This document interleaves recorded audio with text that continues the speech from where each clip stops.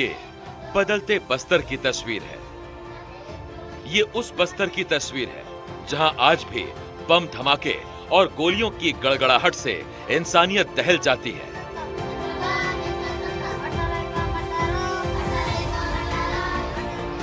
जहां नक्सली दहशत की कक्षाएं लगाते थे, वहां अब बच्चे उम्मीदों का पहाड़ा पड़ रहे हैं। अब घोर नक्सल प्रभावित इन इलाकों में आदिवासी बच्चों का भविष्य गढ़ने के लिए की गई व्यवस्था भी देख लीजिए। आधुनिक भारत में तकनीक और व्यवस्थाएं कितनी तेजी से बदल रही हैं, उसका बदलाव स्कूलों और शिक्षा पर कैसा हो रहा है, इसकी कई सारी कहानियां हैं। कहानियां ये भी हैं कि स्मार्ट क्लासेस लग रहे हैं, डिजिटल इंडिया में हाई टेक बिल्डिंग में बच्चे पढ़ाई कर रहे हैं। लेकिन इसी विकसित भारत के छत्तीसगढ़ के बीजापुर जिले के गंगालूर थाना क्षेत्र के एक गांव में हम लोग हैं और यहाँ पे शिक्षा किस तरह से शिक्षा के लिए लोग काम हो रहा है और शिक्षा किस तरह से दी जा रही है, उसकी एक तस्वीर आपको दिखा रहे हैं। घोर नक्सल प्रभावित इलाका है। इसका अंदाज़ा आप इस बात से लगा लीजिए कि ये जो पत्थर आपको नज़र आ रहे हैं, ये पत्थर नहीं बल्कि स्मारक हैं, नक्सल स्मारक हैं। और ये इनमें जो लिखे हैं मैसेज, उसको पढ़कर भी अंदाज़ा लगाया जा सकता है। और इस नक्सल स्मारक से एक तरह से बाउंड्री वॉल का जो काम कर रहे हैं, हालांकि वॉल नहीं कह सकते, लेकिन एक घेरा के के तौर पे जो बना दिख रहा है, ये एक्चुअल में घेरा नहीं है। एक समय में स्कूल तोड़कर यहाँ पर नक्सलियों ने एक स्मारक जो बना दिया, इसमें बाकायदा तिथि और नाम बाकायदा लिखा है कि किसकी याद में नक्सलियों ने ये स्मारक बनाया है। इसी स्मारक के घेरे के पीछे एक स्कूल संचालित हो रहा है। मैं वो तस्वीर आपको दिखाने के लिए की कोशिश कर रहा हूँ।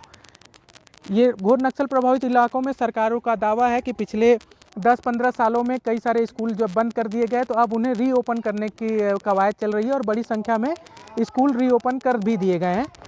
ये वही स्कूल हैं जो बंद स्कूल रीओपन किए गए हैं। किस तरह से संचालित हो रहे हैं वो तस्वीरें देखिए, किस चुनौती में संचालित हो रहे हैं वो तस्वीरें भी देखिए। लोकतंत्र में जो हमारा नेशनल फ्लैग है वो लहरा रहा है, वो फहराया गया है। ये स्कूल का गेट है, गेट ही कह सकेंगे हम इसको, स्कूल का प्रवेश द्वार जो बड़े बड़े स्कूलों में बने होते हैं। तो ये इस रीओपन स्कूल जो नक्सल प्रभावित क्षेत्रों में एक समय में बंद कर दिया गया था, अब जब वो खुल गया है तो उसका जो एक गेट है वो ये है, प्रवेश द्वार। हालांकि प्रवेश आप कहीं से भी कर सकते हैं, कोई ऐसा कोई बैरिकेड या वो नहीं लगा है, लेकिन ये प्रवेश द्वार ये बनाया गया है। इसके अलावा स्कूल कहाँ संचालित हो रहा है वो भी तस्वीरें हम दिखाएंगे, बच्चे कैसे पढ़ रहे हैं वो तस्वीरें भी हम दिखाएंगे। नाम पढ़ लीजिए, शासकीय प्राथमिक शाला कांवड़ गांव, संकुल केंद्र बुर्जी, विकासखंड बीजापुर, जिला बीजापुर, छत्तीसगढ़। यूडाइस कोड भी लिखा हुआ है इसमें बोर्ड में और स्थापना वर्ष हालांकि अभी इसमें नहीं जिक्र है। ये स्कूल की बिल्डिंग है, बिल्डिंग कह सकते हैं, या स्कूल जिसमें संचालित हो रहा है यहाँ के लिए यही बिल्डिंग है। इस रीओपन स्कूल के लिए यही बिल्डिंग है। बिल्डिंग कहने का उद्देश्य ये है कि यही स्कूल का अपना भवन है, ये स्कूल की अपनी व्यवस्था है जहाँ पर क्लासेस लग रही हैं और इतनी ही है। ये क्लास के अंदर का दरवाज़ा, ये तस्वीरें जब मैं दिखा रहा हूँ तो ये इस बात के लिए भी दिखा रहा हूँ कि जब हम बात करते हैं कि बेहतर शिक्षा की, ऐसे इलाकों में एक अच्छी सुविधा उपलब्ध कराने की, तो आप इन तस्वीरों को भी देखिए। छत ये है और क्लासेस इस तरह से लग रही हैं, बच्चे पढ़ाई कर रहे हैं। हाँ, बाकायदा कुर्सियाँ हैं कुछ रखी हुई हैं, जो आप तस्वीरों में देखिए कि किस तरह से एक इस झोपड़ी में ही किस तरह से पूरी क्लास लग रही है और क्लास में पूरी व्यवस्था भी बाकायदा जो हो सकती है सारी की गई है। बोर्ड है, वाइट बोर्ड है, इसके अलावा हिंदी गोंडी वर्णमाला का चार्ट भी लगा हुआ है, गिनती है बच्चों को सीखने के लिए। जितने भी बोर्ड लगे हुए हैं सारी चीज़ें इस एक झोपड़ी में संचालित हो रही हैं। हम बात भी करेंगे यहाँ पर जो लोग हैं कि क्या स्थितियाँ हैं किस तरह से, लेकिन उससे पहले तस्वीरें आप देख लीजिए कि किस तरह से जो रीओपन स्कूल हुए हैं खासकर नक्सल प्रभावित इलाकों में, घोर नक्सल प्रभावित इलाकों में। जबकि नक्सल जब समस्याएं बढ़ी और खासकर बीजापुर जैसे इलाके में, सुकमा जैसे इलाके में जब सलवा जुडूम चल रहा था, उस समय जिस तरह से स्कूलों को बंद कराया गया, अब उन इलाकों में स्कूल फिर से जो खोले जा रहे हैं, वहाँ पर जो आंकड़े बताए जाते हैं, सरकारी आंकड़े बताए जाते हैं कि 200 से ज़्यादा बीजापुर में, 100 से ज़्यादा सुकमा में ऐसे स्कूल खोल दिए गए जो एक समय में नक्सलियों ने ध्वस्त कर दिया। तो वो जो स्कूल खोले गए हैं उनमें से ज़्यादातर स्कूल इसी तरह से, इसी व्यवस्था में संचालित हो रहे हैं। सर आपसे बात हो सकती है? जी सर। क्या नाम है आपका? विश्राम सिंह प्रजापति, प्रधान अध्यापक। अच्छा, आप यहाँ के प्रधान अध्यापक हैं। अच्छा, ये पूरे स्कूल के? जी सर। जी सर। यहाँ पे कितने बच्चे हैं पंजीकृत? पंजीकृत 35 बच्चे दर्ज संख्या है यहाँ, अच्छा, और 35 के 35 आते हैं। हाँ। और छोटे बच्चे भी आंगनबाड़ी वाले भी आ जाते यहीं हैं, स्कूल में ही आते हैं। इसी में आते हैं। अब तो स्कूल नहीं है, यहीं पे स्कूल है, हाँ। वो यहीं पे आकर ध्यानरत करते हैं। तो यहाँ पर कितने क्लासेस का, कौन से क्लास तक के? पहली क्लास से प्रथम वर्ष इस वर्ष जो 26/6/2024 को कलेक्टर महोदय द्वारा उद्घाटन किया गया है स्कूल का। शुभारंभ। तो बच्चे कौन से क्लास के पढ़ रहे हैं? फर्स्ट क्लास का, पहली क्लास के बच्चे हैं। पूरा फर्स्ट क्लास। अच्छा, यहाँ के बड़े बच्चे कहाँ जाते हैं पढ़ने के लिए? बड़े बच्चे जो है सर, कोई नेमेड़ गए हैं, कोई बीजापुर है, कोई गंगालूर में। बहुत दूर है यहाँ से, करीब 10-12 किलोमीटर कम से कम है। 15 गंगालूर भी 15 किलोमीटर। किलोमीटर। जी जी जी, 35 किलोमीटर। तो यहाँ आसपास कितने किलोमीटर के दायरे में स्कूल है? जो सबसे पास का स्कूल होगा 8वीं 10वीं तक? ये गंगालूर में है सर। ये यहाँ से 12 किलोमीटर। 12 किलोमीटर। और वहाँ पे मतलब कौन सी क्लास तक की कक्षाएं लग रही हैं? वहाँ 12वीं तक का है। 12वीं तक। 12वीं क्लास। तो ये बच्चे मतलब अभी पहली के बच्चे यहाँ हैं। अगर 5वीं का कोई स्कूल यहाँ आसपास, 5वीं तक का स्कूल कोई है? यहाँ तो 5वीं, ये 5वीं बढ़ते जाएगा। अच्छा, यही कक्षाएं बढ़ती जाएंगी। जो है पहली से दूसरी होगा, दूसरी से तीसरी, तीसरी चौथी, चौथी से 5वीं तक का प्राथमिक स्तर पर 5वीं तक रहेगा। उसके बाद ये पूर्व माध्यमिक के लिए गंगालूर जाएंगे लोग। पूर्व माध्यमिक के लिए गंगालूर जाएंगे। जी सर। अच्छा, इसके यहाँ पर और क्या, क्लास के नाम पर और स्कूल भवन के नाम पर या व्यवस्थाओं के नाम पर क्या क्या सुविधाएं हैं? यहाँ भी कोई व्यवस्था तो नहीं है सर, झोपड़ी ही है। अभी सामने बन रहा है, स्कूल बन रहा है, प्रारंभ हो गया है। अब वो कब निर्माण कार्य निर्माण कार्य प्रारंभ हो गया है। अब मेरे लगता है कि मार्च अप्रैल तक का बन जाएगा। अभी दिक्कतें नहीं होती हैं कि हमको एक सुविधा मिल जाएगा, स्कूल मिल जाएगा, और साथ साथ हैंडपम्प नल की सुविधा हो जाएगा, तो बच्चे के लिए भी सब सुविधा हो जाएगा। हाँ। तो ये अभी आप सरकारी व्यवस्था के हैं या फिर प्राइवेट के तहत आपको नियुक्ति? नहीं, सरकारी व्यवस्था। लाल आतंकियों के प्रभाव वाले इन इलाकों में शिक्षा की अलख जगाने और आदिवासी बच्चों का भविष्य गढ़ने की जिम्मेदारी शिक्षा दूत निभा रहे हैं।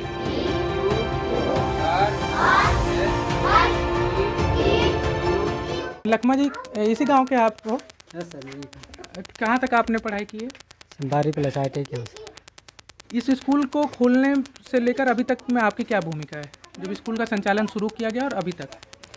सर, मैं जब स्कूल खोलने का मेरा पहले से विचार था सर। जब मैं 12वीं पास होने के बाद भी बहुत यहाँ अपने गांव वाले बच्चे लोग भी स्कूल के लिए तरस रहे थे, ज्ञान भी नहीं ले पा रहे थे, और पूरे बाहर के नियमों को और बाहर जैसे बीजापुर जैसी सिटियों को नहीं देख पा रहे थे, और पुस्तक पढ़ने का भी उतना नॉलेज नहीं था। यहाँ के गांव वाले लोग भी अनपढ़ लोग थे। अभी तो देखा जाए तब स्कूल आया तो फिर इतनी रोड आया, तो अभी बच्चे लोग भी पुस्तक को पढ़ने का मतलब उत्साह है, सीख रहे हैं। इस लखमा में आपसे बातचीत करते करते चाहूँगा कि एक बार हम तस्वीरें भी दिखाते रहें बाहर में भी क्या व्यवस्था है, क्योंकि मैं दिखाना चाह रहा हूँ कि इस इलाकों में जो रीओपन स्कूल हैं, जिसका दावा सरकारें कर रही हैं कि नक्सल प्रभावित इलाकों में स्कूल खोल दिए गए हैं, तो उस स्कूल के हालात क्या हैं, वो भी ज़्यादातर स्कूलों के हालात क्या हैं, वो भी तस्वीरें आएँ। इससे पहले एक ये भी मैं दिखाना चाहूँगा कि सेल्फी के लिए बच्चों के लिए एक लगा हुआ है, ये भी स्कूल के ही इसमें, ये भी एक तस्वीर के तौर पर नजर आए। घोर नक्सल प्रभावित इन इलाकों में नए खुले स्कूलों की हम और तस्वीरें दिखाएंगे और शिक्षा दूतों के हालात बताएंगे, लेकिन उससे पहले ये आंकड़े जान लीजिए। बीजापुर और सुकमा जिले में नक्सली दहशत से बंद 400 से ज्यादा स्कूल फिर से खोले गए। बीजापुर में नक्सल प्रभावित इलाकों में 400 बंद स्कूलों में से 296 स्कूल फिर से शुरू किए गए। सुकमा नक्सल प्रभावित इलाकों में 113 बंद स्कूलों में से 105 स्कूलों में पढ़ाई शुरू हो गई है। नारायणपुर में एक बंद स्कूल फिर से खोला गया है। बस्तर के नक्सल प्रभावित स्कूलों को शुरू करने में बड़ी भूमिका शिक्षा दूतों की है। नक्सल प्रभावित इलाकों में फिर से खोले गए स्कूलों में 400 से ज्यादा शिक्षा दूत शिक्षक की भूमिका निभा रहे हैं। नक्सल प्रभावित इलाकों में फिर से खोले गए स्कूलों में 12,000 से ज्यादा बच्चे पंजीकृत हैं।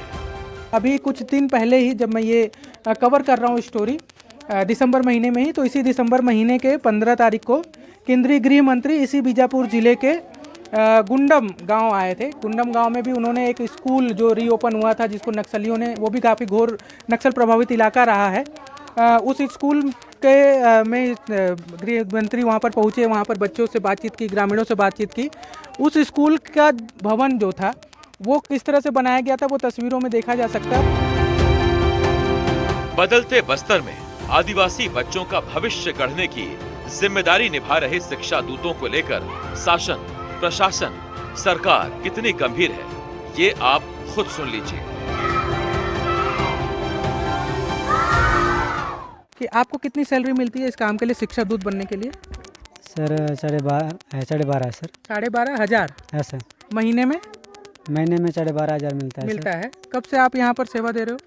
सर जुलाई, मतलब इसी साल यहाँ जुलाई ओपन से? हुआ सर यहाँ पे स्कूल 26 जून 2024 को हुआ है। तो हाँ। मैं 26 जून 2024 को ही मैं यहाँ पे ज्वाइन किया हूँ। मतलब जून के आखिरी सप्ताह में, आखिरी दिनों में आपने ज्वाइन किया और जुलाई से सेवाएं शुरू हुई हैं। हाँ सर। अभी तक कितनी तनख्वाह मिल गई आपको? 2 महीना का मिला सर, वो नवंबर में मिला है। नवंबर में मिली तनख्वाह 2 महीने की। ऐसा एक साथ आपने लगभग 6 महीना यहाँ पे सेवा दे दिया है और 2 महीने की सिर्फ तनख्वाह मिली है। है सर। क्यों रुकी थी तनख्वाह? वो नहीं पता सर, सरकार क्या उसके हिसाब से मैं जानता नहीं हूँ। अच्छा लखमा, एक चीज़ और है, मैं और भी जगह पे जब कई लोगों से बातचीत कर रहा था तो कई लोग बात करने से भी थोड़ा सा डर रहे थे, सहम रहे थे। उनका ये कहना था कि जो शिक्षा दूत खासकर जो हैं, उनको एक डर भी बना रह रहा है, क्योंकि नक्सल गतिविधियां जिस तरह से बढ़ती हैं और कई सारे सुकमा में हमने देखा। सरकार उन दूतों को समय पर तनख्वाह नहीं दे रही है जो अपनी जान हथेली पर रखकर लाल आतंकियों के इलाके में उम्मीद का चिराग जला रहे हैं।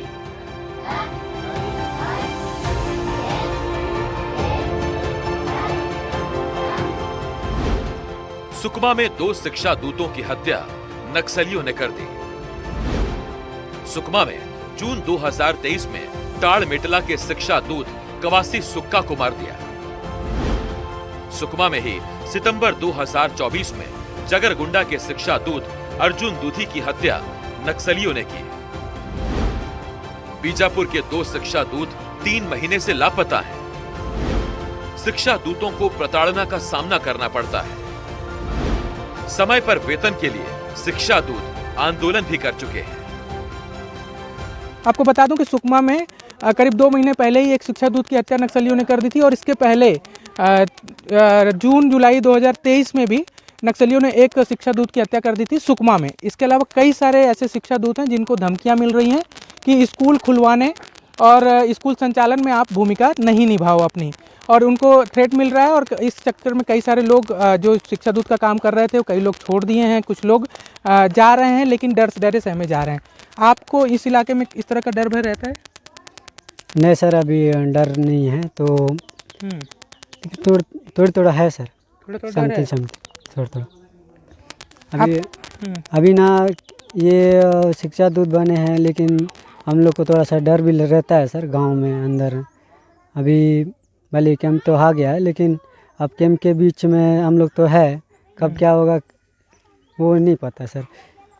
अच्छा, कई बार ये भी आरोप लगते हैं, लखमा को मैं रोक रहा हूँ तो बीच में, कई बार ये भी आरोप लगते हैं कि डर एक तरफा हो, ऐसा नहीं है।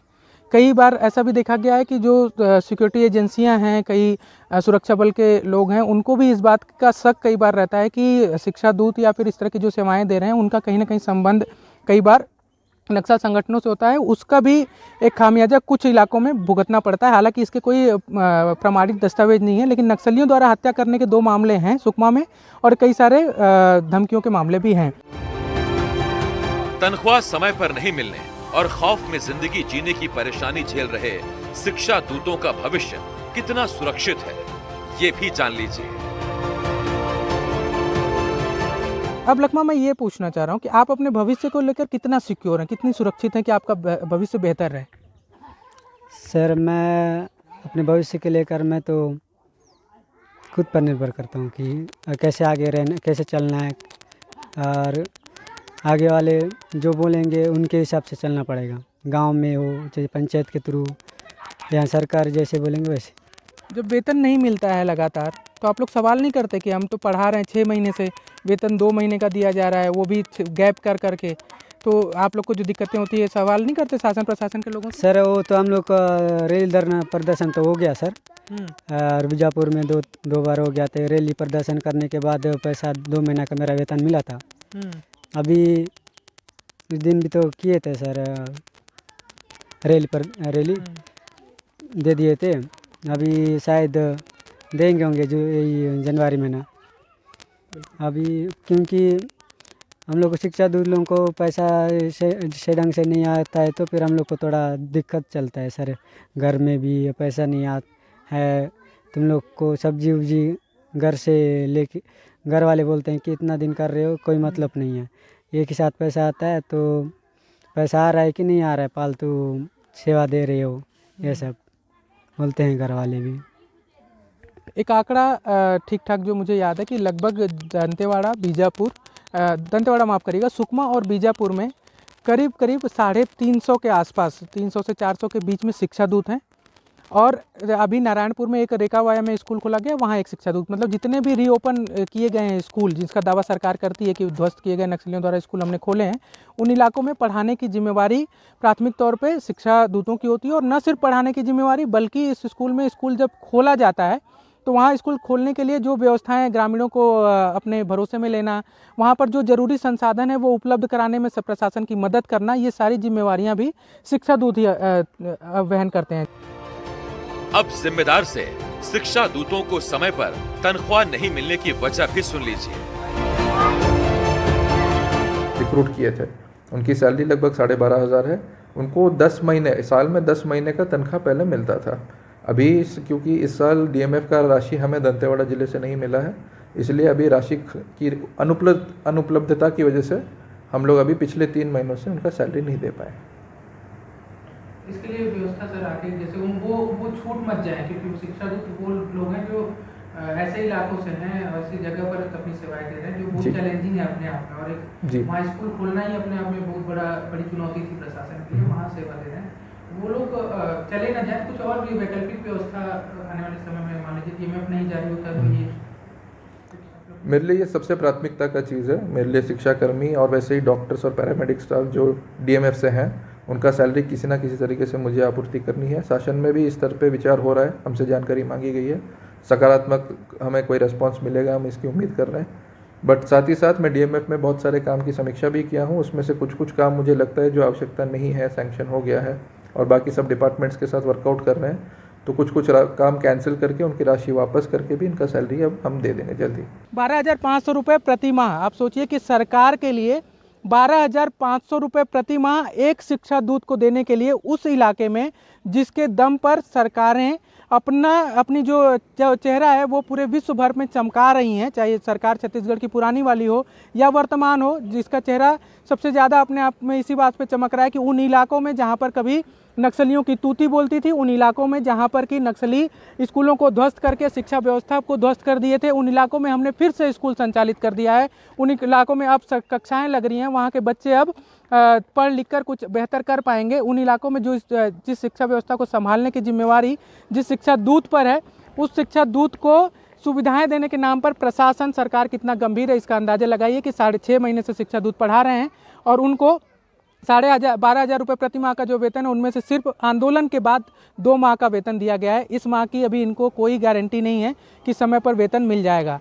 और इसके अलावा शिक्षा दूतों के भविष्य क्या होगा, इस पर भी अभी तक कोई ठोस निर्णय नहीं लिया गया है। अगर स्कूलों में स्थायी व्यवस्था कर दी जाती है शिक्षकों की, तो फिर इनका क्या होगा, इसको लेकर भी कोई चिंता अभी तक सरकार द्वारा कागजों पर तो नज़र नहीं आती है या फिर किसी योजनाओं में तो नज़र नहीं आती है। उस समय क्या होगा ये भविष्य में ही देखने वाली बात होगी। लेकिन बीजापुर के गंगालूर थाना क्षेत्र के कांवड़ गांव की ये तस्वीरें एक बार आप फिर से देख लीजिए। और इस बात में एक और जानकारी आपको दे दूं कि शिक्षा दूतों की जो स्थिति है प्रदेश के जो इन इलाकों में, वो कितनी खतरनाक है इसका ये फिर जैसा मैंने पहले बताया, एक बार और बता दूं कि 2 शिक्षा दूतों की नक्सलियों ने इस बात के लिए ही हत्या कर दी कि उन्होंने स्कूल खोलने में शासन प्रशासन की मदद की। उन्होंने स्कूल संचालन यहाँ का बेहतर भविष्य हो इसमें इसका सोचा, और प्रशासन या सरकार उनको इतनी सुरक्षा नहीं मुहैया करा पाई कि वो अपनी जान बचा पाएँ। इसके बीच एक तस्वीर और भी दिखा दूं, ये जो पीछे तरफ है ये नया स्कूल भवन यहाँ बनाने के लिए निर्माण कार्य किया जा रहा है। एक उम्मीद जताई जा रही है कि आने वाले सेशन में इस झोपड़ी के बदले इस स्कूल में बच्चे पढ़ाई करेंगे और यहीं से इनका बेहतर भविष्य गढ़ा जाएगा। लेकिन इन स्कूलों के संचालन में, जो एक बार फिर से मैं कहूँ कि इन स्कूलों के संचालन में महत्वपूर्ण भूमिका निभा रहे लखमा जैसे शिक्षा दूतों का भविष्य क्या होगा, इस पर अभी सरकार द्वारा कोई गंभीर कदम नहीं उठाया गया है। सरकार द्वारा क्या कोई गंभीर कदम उठाया जाएगा, इस पर भी सवाल बना हुआ है। बीजापुर से अपने सहयोगी मुकेश चंद्राकर के साथ नीलेश त्रिपाठी, NDTV।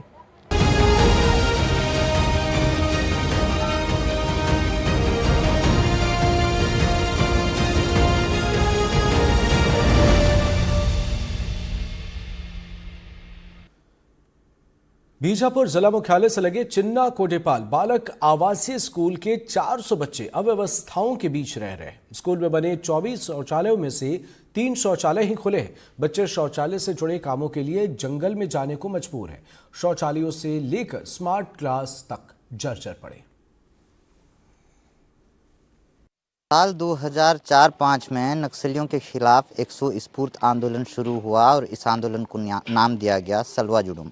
और इसी दौरान सुरक्षा बल के जवान, अर्धसैनिक बल के जवानों का अस्थायी कैंप नक्सलियों के प्रभाव इलाके में स्थापित करने लगे।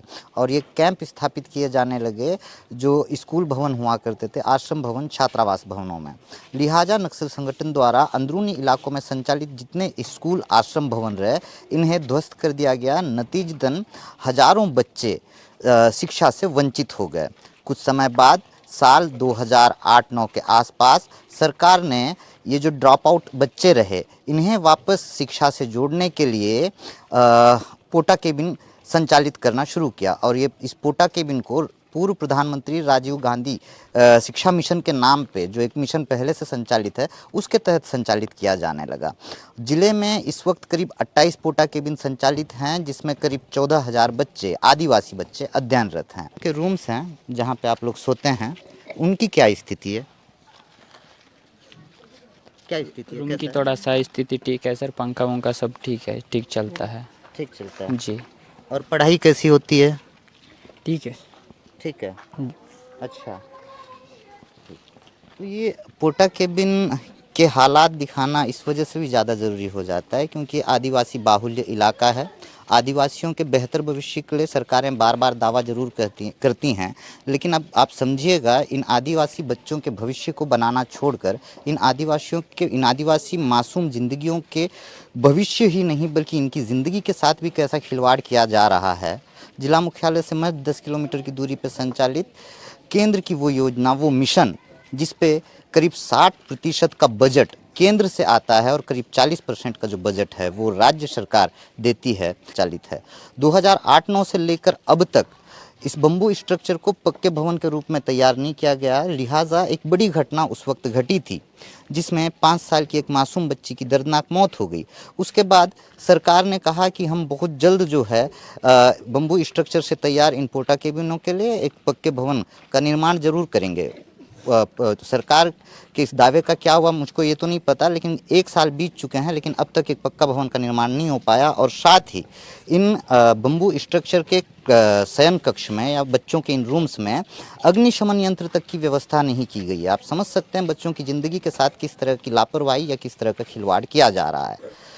तो ये पूरी एक रिपोर्ट है जिसे देख आप सहज ही अंदाज़ा लगा सकते हैं कि आदिवासी बाहुल्य इलाके में आदिवासियों को बेहतर शिक्षा देने के नाम पर हमारी सरकारें, हमारा सिस्टम इनकी ज़िंदगी और इनके भविष्य के साथ कैसा खिलवाड़ कर रही है। NDTV के लिए मुकेश चंद्राकर की रिपोर्ट, बीजापुर। ये अधिकतर पोटा कैबिन में ये समस्या है कि जो शौचालय है उनकी हालत अब बहुत ख़राब हो गई है। तो हमने बहुत सारे सैंक्शन भी किए हैं कि शौचालय का मरम्मत हो जाए।